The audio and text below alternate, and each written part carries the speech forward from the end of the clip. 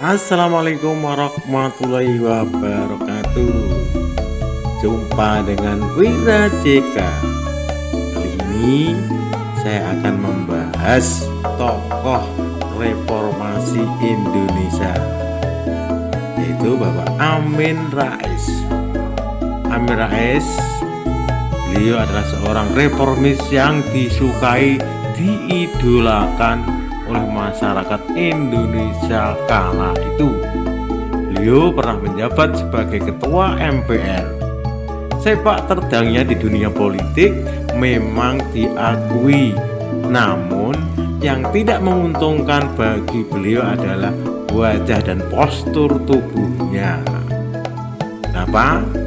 Bagi orang Jawa yang paham akan dunia pewayangan raut muka, Amin Rais ini seperti tokoh yang dikaitkan, yaitu tokoh Astina, tokoh antagonis yang bernama Sengkuni.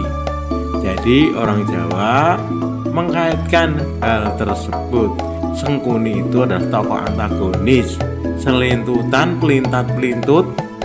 Nah, makanya orang Jawa tak akan memilih dia. Memang betul, Amin Rais seorang tokoh pendiri Partai Amanat Nasional. Pada masa itu, Amin Rais idola saya juga. Amin Rais pernah nyapres pada periode tahun 2004 sampai tahun 2009, namun gagal. Ingat Pak Amin, postur tubuh Anda bak Sengkuni, orang Jawa yang awam gak bakalan memilih Bapak.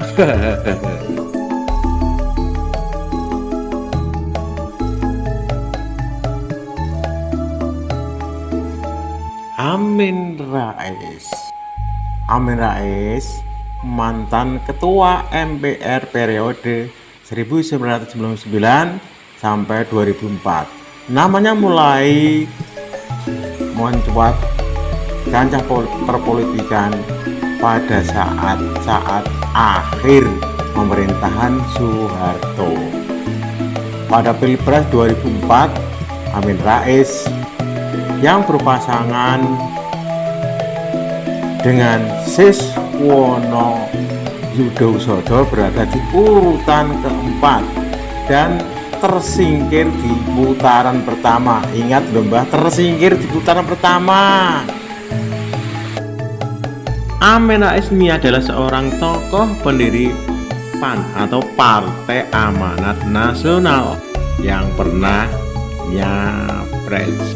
Namun setelah didepak dari PAN, Mbah Kong ini mendirikan partai baru, yaitu bernama Partai Umat. Setelah tak lolos dari peserta pemilu, beliau juga koar-koar lagi berprasangka buruk terhadap Joko Widodo dan pihak KPU. Kemudian berbagai proses, Partai Umat ini lolos. Selamat ya Amin. Semoga karya-karya kalian masih diakui oleh rakyat. Ini saja, aku ini duduk di posisi Mbah Min. Aku sebagai Mbah Min, aku tentunya sudah merasa karena saya sudah pernah menjadi MPR dan lain sebagainya. Aku akan berhenti. Biarlah yang muda yang berkarya. Wong tua pemikirannya itu sudah berkurang. Kalau terus-terus dipaksakan, omongannya ngalor ngidul ora karu-karuan.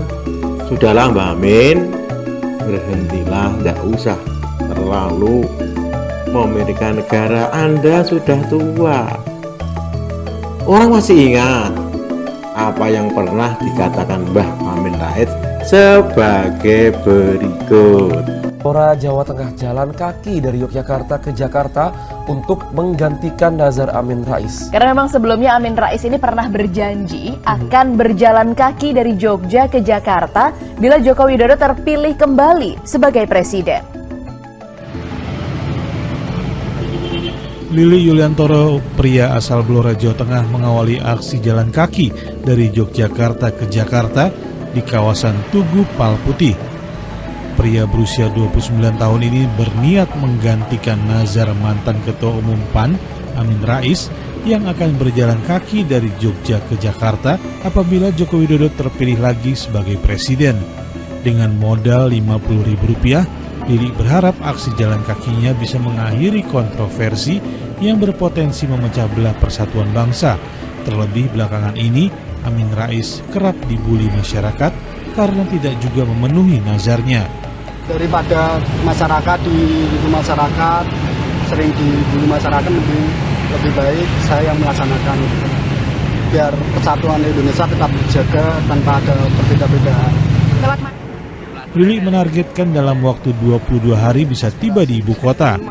Ia berharap setibanya di Jakarta bisa bertemu dengan Presiden Joko Widodo untuk menyerahkan sejumlah aspirasi dari mahasiswa di Jawa Tengah dan Yogyakarta, termasuk cenderamata berupa wayang Sengkuni. Wiwi Susilo melaporkan dari membiarkan partai politik dipecah-pecah, ulama dipecah-pecah, bahkan seluruhnya berbagai ormas agama juga mau dipecah. Karena itu salah Bismillahirrahmanirrahim, saudaraku, kita insya Allah 17 April tahun ini ya, kira-kira maghrib sudah bisa syukuran ya, karena sudah senang ya. Kemudian insya Allah juga ini presiden baru dilantik 20 Oktober. Nah, dari 17 April sampai Oktober itu nanti Pak Jokowi namanya Ringkat Presiden bebek lumpuh. Tidak boleh mengganti ini, ganti tidak boleh. Hanya rutin boleh ya. Tidak boleh lantas membuat yang macam-macam karena dia sudah lumpuh, sudah pasti kalah ya. Kalau nekat nanti malah bahaya. Semua penindasan dan lain-lain itu. Pak Amin mengatakan begitu. Nah, saya mengatakan Mas ini juga fabricated statement yang dibuat-buat. Saya tantang, Mas atau Mbak, saya lupa ya. Kalau Anda bisa mencari kembali potongan koran media cetak yang ngomong seperti itu, atau rekaman radio, atau rekaman televisi yang ngomong seperti itu, saya akan jalan kaki Jakarta Jogja bolak-balik, kalau perlu sambil engklek ya. Saya nggak seperti itu ya. Jadi insya Allah saya tidak pernah menuduh Prabowo yang bunuh, itu enggak ya. Bahkan Mas Prabowo juga mengatakan ya secara tersirat adalah kelompok tertentu, tapi TV One nggak usah maksa saya, itu hak pribadi saya. Tapi kalau kapan-kapan visi-visi bisa saya katakan. Pertama, mungkin nggak kita kerjakan, Ustadz. Ini bernazar orang tua saya sebelum meninggal dia mau puasa berapa lama? Seminggu. Antum sanggup nggak? Ya sanggup sih kira-kira. Itu wajib. Sebagaimana dulu ada sahabat Sa'ad bin Ubadah radhiyallahu anhu ardhah datang ke Rasul sallallahu alaihi wasallam. Ya Rasul, ummi qad matat wa 'alaiha nadrun. Ya Rasul, ibu saya meninggal dunia tapi punya nazar. Apa yang harus saya lakukan? Apakah meninggalnya ibu saya gugur sudah nazarnya? Kata Rasul, oh enggak. Faqdi anha, ente yang ngerjain. Jadi siapa yang melakukan? Ahli warisnya. Berapa lama puasa yang dinazarkan? Seminggu, Ustaz. Sanggup kamu? Kebetulan kami anaknya ada 7, Ustaz. Satu-satu. Oh, bisa ya satu-satu? Bisa, satu-satu. Bagi-bagi dah. Sini ngumpul-ngumpul. Ada apa nih? Nih ibu kita sebelum meninggal punya nazar. Bagi-bagi. Kirain duit, nggak taunya puasa. Nggak taunya suruh puasa.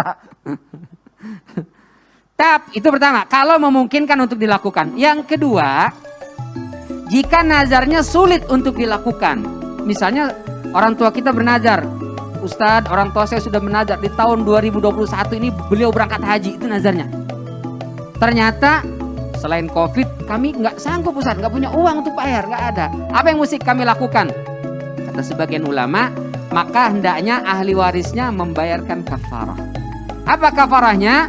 Berdasarkan hadis Rasulullah SAW bahwa kafaratuhu kafaratu yamin.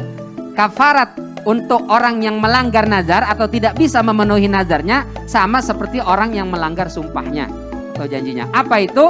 Dalam surat Al-Maidah ya 89 Allah Subhanahu wa taala mengatakan fa kafaratuhu it'amu asyrati masakin. Adalah pertama memberi makan 10 orang fakir miskin. Min awsati ma tut'imukum ahlikum. Yaitu dengan makanan sebagaimana kita berikan kepada keluarga kita. Au kiswatuhum, atau memberikan mereka pakaian. Saya nggak mau ngasih makanan, saya mau beliin pakaian aja boleh. Atau dua-duanya sekalian boleh juga. Saya kasih makan juga, saya traktir, saya beliin baju juga. Itu mantap. Au tahrir raqabatin, atau memerdekakan budak. Faman lam yajid, kalau nggak bisa itu fasyamu salasati ayyam, maka puasa 3 hari selama 3 hari, itu sebagai kafarahnya. Jadi kalau nggak bisa kita menunaikan nazar orang tua kita yang sudah meninggal, maka silakan bayar kafarahnya tadi. Allahu ta'ala alam bisawab. Jadi bagaimanapun. Terima kasih atas segala perhatian. Mohon maaf atas segala kekurangan. Jangan lupa bahagia, jangan diambil hati. Wassalamualaikum warahmatullahi wabarakatuh.